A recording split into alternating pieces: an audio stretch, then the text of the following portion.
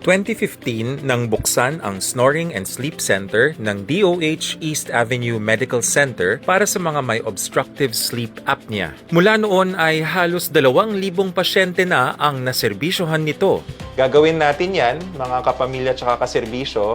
Makikita nyo mamaya yung ating kwarto. Kwarto talaga siya. Sadyang ginawang komportable ang kwarto na may malambot na kama at mga unan para maisagawa na maayos ang snoring and sleep test. Inaabot ng 20 hanggang 30 minuto ang pagkakabit ng mga aparato sa katawan ng pasyente.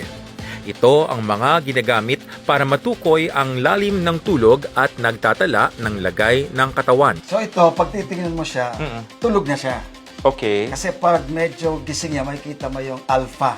Alpha Napakaganda waves. na siya. Pero ito, nasa stage 2 na siya. Kaya pag tinag namin yan, 2. So, state 1, 2, 3. 1, papasok ka pa lang.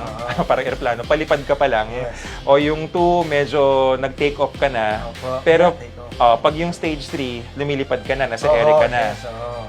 Meron bang mas malalim pa sa stage 3 na tulog? REM, REM. yung dream. Ayun. Rapid eye movement. Sa ngayon ay isang pasyente sa isang araw ang kayang serbisyohan ng Snoring and Sleep Center. Ilan bang hours ba talaga dapat ang sleep natin? 7 to 8 hours. Nag-iiba ba yun sa edad? Yes. Paano? With the range of 5 to 10 hours. Okay. If you're already senior, 65, minimum of 5 hours. Minimum. Yun na yung Not more absolute. than 10 hours. Pagpatayin ko na po yung ilaw, start na po tayo. Good night. Habang mahimbing na natutulog ang pasyente, aktibo naman ang medical practitioners sa pagbabantay sa mga posibleng mangyari. Good morning. Good morning. Pag natutulog tayo, nagpapahinga yung katawan natin, nagiging flaccid, lumuluwang or gumagaang rin yung control ng mga muscle natin sa lalamunan natin o kaya sa ngala-ngala. Kaya naghihilik. At kapag lumampas ng mga 10 segundo at tumigil yung hininga, tinatawag na nila na obstructive sleep apnea. At ngayon ko lang ito masasabi on air, I woke up like this. So, may nabanggit kayo kanina na nagkukwentuhan tayo off-camera na merong diagnostic sleep study Yes. at merong therapeutic Yes, sleep po. study.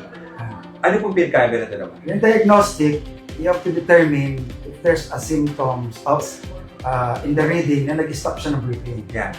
So if there's a possibility of, we call it apneic events or hypopneic events, you can do a therapeutic sleep study on another day for pure diagnostic on the whole night.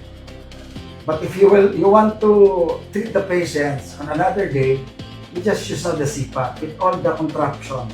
Ang Continuous Positive Airway Pressure o CPAP ay gamit na ikinakabit sa pasyente para maging maayos ang kalidad ng pagtulog nito. Sa mga nangangailangan ng snoring and sleep test, maaaring magpa-schedule sa pamamagitan ng pag-scan sa QR code na nakikita nyo sa inyong TV screens at pag-fill up sa mga impormasyong hinihingi rito. Higit sa lahat, libre itong may pagagawa sa DOH East Avenue Medical Center. Yan ang Tatak DOH, Tatak Bagong Pilipinas. Ako po si Dr. Albert Domingo. Sa Bagong Pilipinas, bawat buhay mahalaga!